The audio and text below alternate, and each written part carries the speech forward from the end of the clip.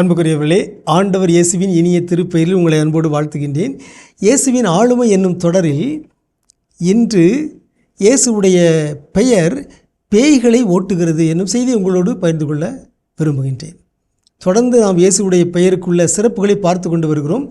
அந்த அனைத்து சிறப்புகளிலும் ஒரு குறிப்பான தனித்துவமான சிறப்பு, இயேசுவுடைய பெயரை சொன்னால் பேய்கள் ஓடுகின்றன.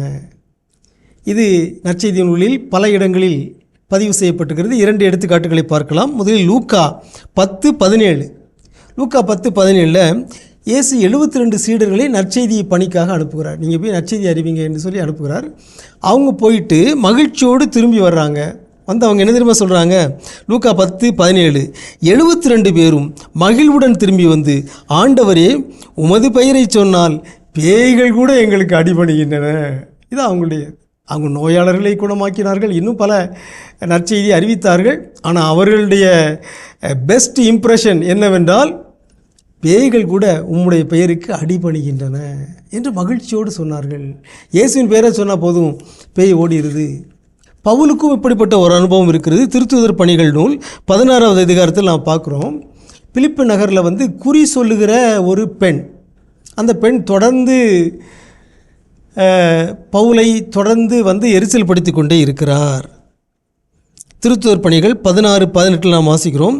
பல நாட்கள் அவர் அவ்வாறு செய்து வந்தார். பவுல் எரிச்சல் கொண்டு அவர் பக்கம் திரும்பி, நீ இவரை விட்டு போகுமாறு இயேசு கிறிஸ்துவின் பெயரால் உனக்கு கட்டளையிடுகிறேன் என்று அந்த ஆவியிடம் கூறினார். அந்நேரமே அது அவரை விட்டு சென்று விட்டது.